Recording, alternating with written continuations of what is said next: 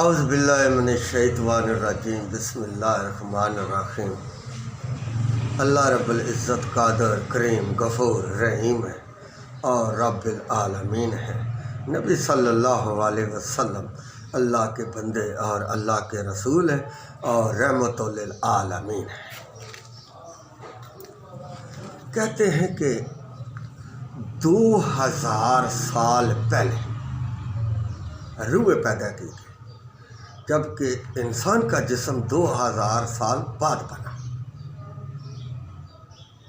حضرت آدم علیہ السلام کا جسم مبارک روح پیدا ہونے سے بعد میں بت بنایا گیا۔ حضرت آدم علیہ السلام کا پتلا پہلے روح پیدا، ایک ہی بار سب روح پیدا کی گئی ہے، جتنی اول سے لے کے قیامت تک وہ روح آتی رہیں گی اور جاتی رہیں گی۔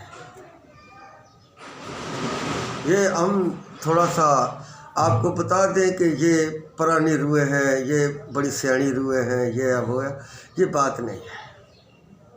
جو روح دنیا سے آئی اور چلی گئی وہ دوبارہ دنیا میں نہیں آتی۔ وہ اگر جنتی ہے تو جنت میں چلی جاتی ہے، اگر دوزخی ہے تو دوزخ میں چلی جاتی ہے۔ وہ دوبارہ دنیا میں نہیں لوٹ کر آتی، جو چلی جاتی ہے۔ ایک ہی بار روح دنیا میں آتی ہے، ایک ہی بار انسان دنیا میں آتا ہے، اس کے بعد لوٹ جاتا ہے، پھر نہیں آتا۔ یہ اللہ رب العزت کا پکا وعدہ ہے۔ یہ نہیں ہے ایک روح جو ہے نا 10 بار دنیا میں آئے گی، نہیں۔ ایک روح اور ایک جسم ایک ہی بار دنیا میں آتے ہیں، دونوں اکٹھے، اور جاتے ہیں تو گٹھے،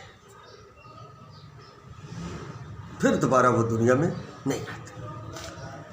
تو بعض کہتے ہیں کہ 1000 سال پہلے روح پیدا کی گئی ہے، واللہ علم، اللہ ہی بہتر جانتا ہے۔ تو انسان دنیا میں ایک ہی بار آتا ہے، بار بار نہیں آتا۔ چاہے دیندار ہو کے زندگی گزار جائے یا بے دین ہو کے زندگی گزار جائے، اور اس کے گھرانے پر بھی یہ چیز ڈیپینڈ کرتی ہے کہ اس کی والدہ والد کس مذہب پر ہے، کیونکہ جس مذہب پر والد اور والدہ ہوں تو بچہ بھی جو ہوتا ہے پھر وہی کام، وہی مذہب اختیار کرتا ہے۔ جیسے کہ مثال کے طور پر بچے کے مائی باپ پنجابی بولتے ہوں تو وہ پنجابی بولتا ہے، اردو بولتے ہوں تو وہ اردو بولتا ہے، عربی بولتے ہوں تو وہ عربی بولتا ہے۔ اگر کسی معاشرے میں چلا جائے، کسی جگہ چلا جائے تو بولی بھی سیکھ سکتا ہے، سمجھ سکتا ہے۔ اللہ جس وقت ہدایت دے دے تو ہدایت دے دیتا ہے، یہ اللہ کا کام ہے ہدایت دینا۔ تو انسان دنیا میں ایک بار آتا ہے اور اس کے بعد پھر لوٹ جاتا ہے۔ اچھی زندگی گزار جائے تب بھی، بری زندگی گزار جائے تب بھی، ایک ہی بار آئے گا، 2 بار نہیں آ سکتا۔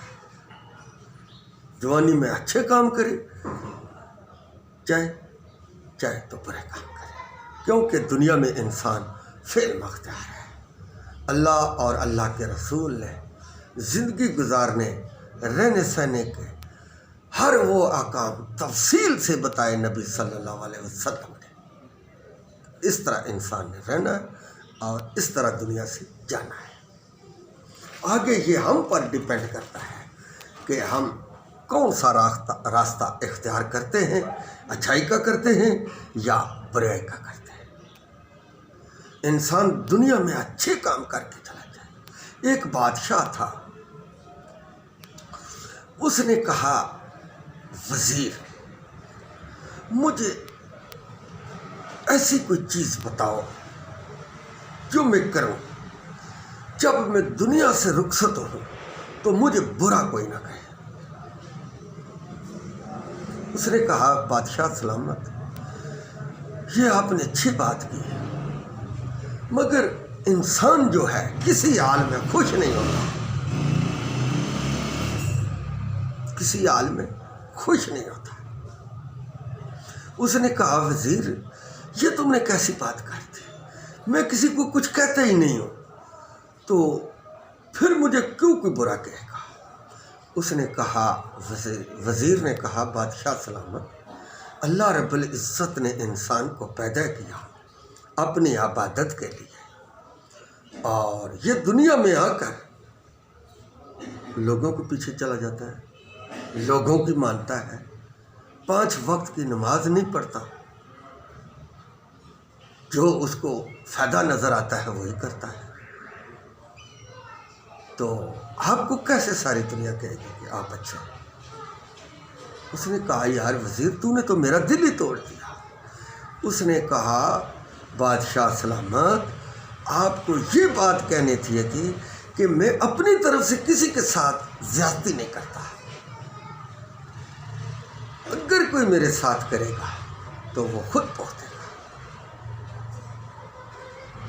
وزیر نے کہا بادشاہ سلامت انسان کو اللہ رب العزت نے پیدا کیا، اس کو ہر نعمت سے نوازا، اور یہ پھر بھی اللہ کا شکر ادا نہیں کرتا اور شکوے کرتا رہتا ہے، اور میں اور تو کوئی چیز ہی نہیں۔ آپ اس طرح کہیں کہ میں مخلوق خدا کے ساتھ زیادتی نہیں کروں گا، اگر کوئی میرے ساتھ کرے گا تو وہ خود پہنچے گا، اس کا حساب اللہ لے گا۔ تو وزیر کی سمجھ میں بات آ گئی، اس نے کہا کہ وزیر تو نے سچ کہا، اپنی طرف سے میں کسی سے زیادتی نہیں کروں گا، اگر کوئی میرے مرنے پر مجھے برا بھلا کہے گا تو وہ گناہ کا حقدار ہوگا۔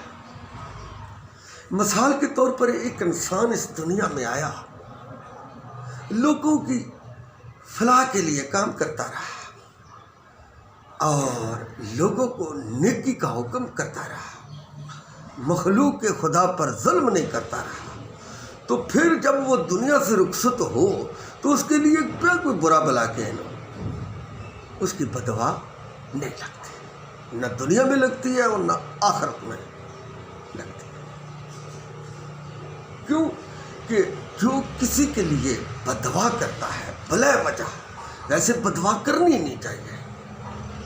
جو آدمی ظلم کرتا ہے اس کے لیے ہدایت کی دعا مانگنی چاہیے کہ یا اللہ تو اس کو ہدایت دے، تو اللہ رب العزت ہدایت دینے والے ہیں۔ تو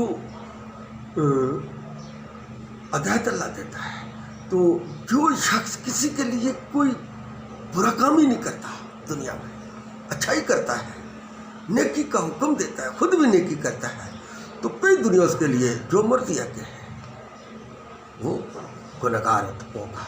جو اپنے مرے ہوئے بھائی کی آنت، بخیلی، یہ وہ تھا کرے گا تو وہ گنہگار ہوگا۔ یہ کبیرہ گناہ ہے کسی موئے ہوئے آدمی کی آنت کرنا، کیونکہ وہ تو اس دنیا سے جا چکا ہوتا ہے، اس کا تو تعلق دنیا سے ختم ہو جاتا ہے۔ دشمنی زندہ انسان سے ہوتی ہے، جو مر جائے اس کے ساتھ دشمنی ختم کر دینی چاہیے، اس کے ساتھ صلح کر لینی چاہیے، اس کے لیے دعا کرنی چاہیے، اس کو برے لفظوں سے یاد نہیں کرنا چاہیے، اس کو اچھے لفظوں سے یاد کرنا چاہیے، تو اللہ رب العزت اس کا اجر دیتا ہے۔ اگر انسان کو پتہ چل جائے کہ موئے لوگوں کے لیے بخشش مانگنی کتنا بڑا اجر و عظیم کام ہے، اور موئے بندے کے لیے بددعا کرنی یا اس کو برا بھلا کہنا، اگر اس جرم کی سزا کا انسان کو پتہ چل جائے تو ساری زندگی اپنے مرے ہوئے بھائیوں کو برا بھلا کرے۔ اور نبی صلی اللہ علیہ وسلم نے ارشاد فرمایا اپنے مرے ہوئے بھائیوں کو، فوت ہوئے بھائیوں کو برا بھلا مت کہو، ان کی برائیاں مت بیان کرو، ان کی اچھائیاں بیان کرو۔ تو انسان اس دنیا میں آیا اور اس نے اپنا لوہا منوایا، انسان نے اپنا لوہا بنوایا، ایسے ایسے کام کیے کہ جس کی مثال نہیں ملتی، ایسا کسی مخلوق نے کام نہیں کیا۔ اللہ رب العزت کی جتنی شان انسان نے بیان کی، جتنی عظمت انسان نے بیان کی، جتنی تعریف اللہ رب العزت کی انسان نے کی، اور جتنے برے کام انسان نے کیے اتنے اور کسی مخلوق نے بھی نہیں کیے۔ سب سے جو برا کام ہے وہ نماز نہ پڑھنا ہے۔ اللہ رب العزت نے 5 وقت کی نماز مخلوق خدا پر فرض کی، تو جو نہیں پڑھتا وہ سب سے برا کام کرتا ہے۔ نماز جو نہیں پڑھتا، سب سے برا کام نماز نہ پڑھنا ہے۔ سب سے بڑی شرک نماز نہ پڑھنا ہے۔ بھائی جان، میرے منہ سے اگر کوئی چیز غلط نکل گئے تو میں اس کے لیے معذرت خواہ ہوں، اور سیدھا راستہ وہی ہے جنت کا جو اللہ اور اللہ کے رسول نے بتایا ہے۔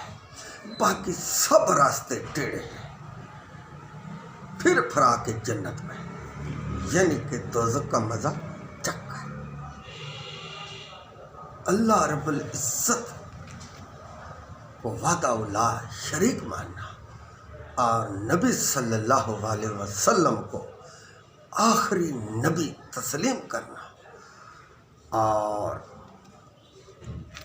ان پر ایمان لانا، یہی اسلام کی اصل جز ہے۔ سنت کے مطابق زندگی گزارنا اور مال کے حقیقی سے جان لینا، یہی جنت کا راستہ ہے۔ وآخر دعوانا ان الحمد للہ رب العالمین۔